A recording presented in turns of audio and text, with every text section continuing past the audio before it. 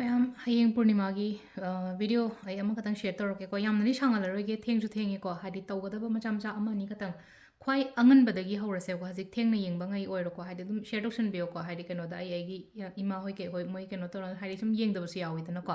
अरो थेंगनरागदि share तौसनबियो हादि अयुक्से दुम हौगलकपदगिन हारसनेको हादि ख्वाई first morning Sen हारसे गंगाजल लेरा फरे लेट्रेना खलसेबको गंगाजल खितंग हापा इरुजब मतमदको ख्वाई अहान बसेन हाय तारको तुम हौगलकपग इरुज थोपो खोटोपो तोबो खो मैमसे को होय क्लेंजिंग दुसु तौरनी को पार्ट अमा अदुमाय तौरगा हादि युम कै सेंगदोपो खोटोपो अदु लोरगा इरु माइथाजबसे को अयुक इरुजबसे अखोइना हापतोसे canoe yaingang ko machu khatang amane ganga jal amane achira ijage ko hadi ma'am gya tana bai damak ko hadi machu ko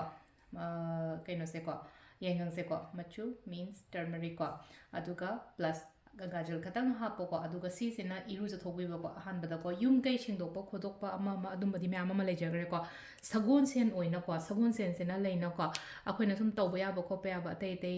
purnima su tare sagon sen su tare na ko adu money ball gumba kai gumba sindokpa khodokpa ya ko adi money ball gumba kai gumba na semba ya ado chahi su loirak tore ko chahi lora hadi khoi gi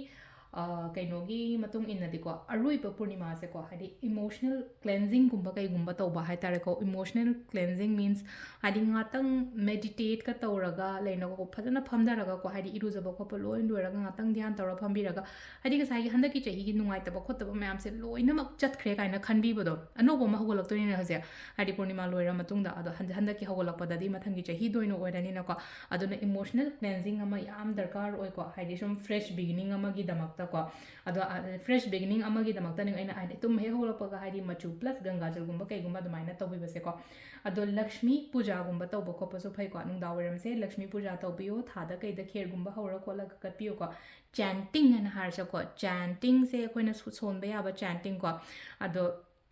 sida akoina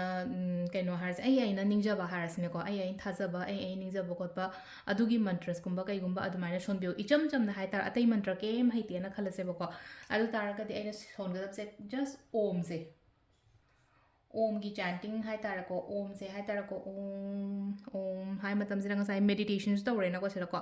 ओम सोन गेरा अदगी लाई लाई शु केनो तौब को पंगांgai ओइना हारगदी गणेश मंत्र गुम्बा कई गुम्बा दुमाइना गुम्बा सोनबियो को अदु दुमा लेरे को लक्ष्मी पूजा तौबीबा ngasai थादा कई द तौबा हाइडी क्रिस्टल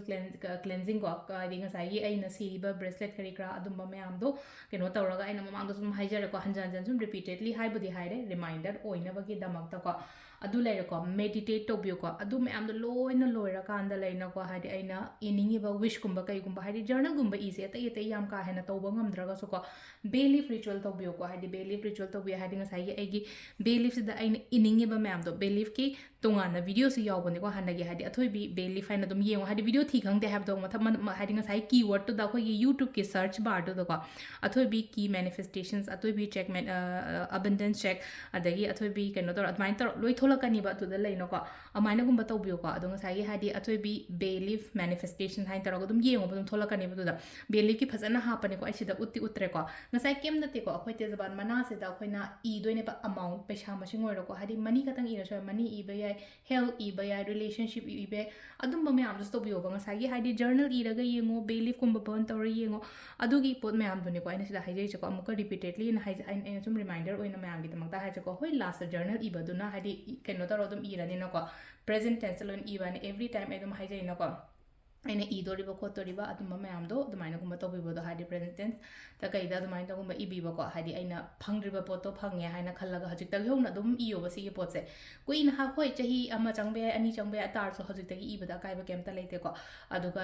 हजिक हजिक मंथली की ओइना आइना सुम तौजरिबा खोचरिबा थबा इंखांग की कई मतांग द अर्निंग की मतांग द ओइरो रिलेशनशिप की मतांग द ओइरो हेल्थ की मतांग द ओइरो अंगांग की एजुकेशन की मतांग द ओइरो अंगांग लायम फरे को ले ज्ञान तारे को ले हामना चिंगो सो मैम से अमाइ तरोगा इ दोइने बा Heidi point iro so ko 1 2 3 and toroga natraga haidi letter gi form da tumaina ibe ko letter gi form da ina dum ijabdo ko dear universe aina hana hawina ko haidi so bonga haita ko na habada dear universe thank you engon da piriba ma'am से के दमकता हार को हम Hadi gratitude हाना पे तो gratitude थागत प फोंदो को खोइना कैनोम तो मतम दा ईश्वर से दा हादी नीदी हादी पिबिरिबा मैम से के नोंता आई हम थागत चाय सो engon da पिबिरिबा मैम से के हाइबा के दमाइना दि केसु लेते न को अद सिंपल होइना हाबा thank you universe engon da पिरिबा मैम से के दमकता अदुइ मतुंग इबो आइना तौरु थबो खुदिंग तम ता येते न इबियो बसे आइना तौरु थबो ता ꯑꯩ ꯊꯧꯅꯥ ꯌꯥꯝ ꯐꯅ ꯊꯕꯛ ꯏꯪꯈꯥꯡ ꯇꯧꯋꯦ ꯈꯣꯠꯂꯦ ꯀꯥꯏꯅ ꯑꯗꯨꯃꯥꯏꯅ ꯇꯧꯔꯒꯀꯣ ꯍꯥꯏꯗꯤ ꯄꯣꯏꯟꯠꯁꯦ ꯍꯥꯏꯗꯤ ꯑꯩꯅ ꯍꯥꯏꯅꯤꯡꯉꯤꯕ ꯑꯩꯅ ꯅꯤꯡꯉꯤꯕ ꯀꯩꯅꯣ ꯃꯌꯥꯝꯁꯦꯀꯣ ꯑꯩ ꯇꯧꯋꯦ ꯐꯪꯉꯦ ꯌꯥꯔꯦ ꯑꯣꯏꯔꯦ ꯍꯥꯏꯅ ꯑꯗꯨꯃꯥꯏꯅ ꯑꯣꯜꯋꯦꯖ ꯑꯗꯨꯃꯥꯏꯅ ꯏꯗꯣꯏꯅꯦꯀꯣ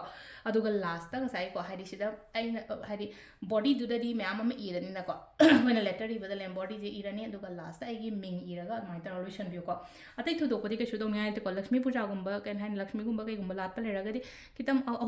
ꯑꯊꯨꯝ ꯑꯍꯥꯎꯒꯨꯝꯕ ꯀꯩꯒꯨꯝꯕ ꯈꯇꯪ ꯀꯠꯄꯤꯌꯣ ꯑꯗꯣ ꯈꯦꯔꯒꯨꯝꯕ ꯍꯧꯔꯣ ꯑꯗꯣ ꯄꯨꯔꯅꯤꯃꯥ ꯑꯣꯏꯕꯅꯤꯅꯀꯣ ꯍꯥꯏꯗꯤ ꯊꯥꯗꯁꯨ ꯀꯠꯂꯣ ꯑꯗꯨꯒ ꯌꯨꯝꯗꯁꯨ ꯍꯥꯏꯗꯤ ꯉꯁꯥꯏ ꯂꯛꯁꯃꯤꯒꯨꯝꯕꯁꯨ ꯀꯠꯂꯣ ꯑꯗꯨꯒ ꯌꯨꯝꯒꯤ ꯀꯩꯒꯤꯁꯨ ꯃꯌꯥꯝꯁꯨ ꯆꯥꯅꯕꯀꯣ ꯑꯗꯣ ꯁꯤꯗ ꯂꯩꯔꯦꯀꯣ ꯍꯥꯏꯗꯤ ꯄꯨꯔꯅꯤꯃꯥꯒꯤ ꯁꯝꯂꯞꯄ ꯚꯤꯗꯤꯑꯣꯁꯀꯣ ꯑꯇꯩ ꯑꯍꯦꯟꯕ ꯀꯩꯝꯇ ꯇꯧꯗ꯭ꯔꯒꯁꯨ ꯃꯆꯥ ꯃꯆꯥ ꯁꯤꯃꯇꯪ ꯍꯥꯏꯗꯤꯀꯣ ꯑꯩꯅ ꯃꯌꯥꯝꯒꯤꯗꯃꯛꯇ ꯁꯦꯌꯔ ꯇꯧꯖꯔꯤꯁꯤ ꯇꯧꯕꯤꯔꯣꯀꯣ ꯊꯦꯡꯛ ꯌꯨ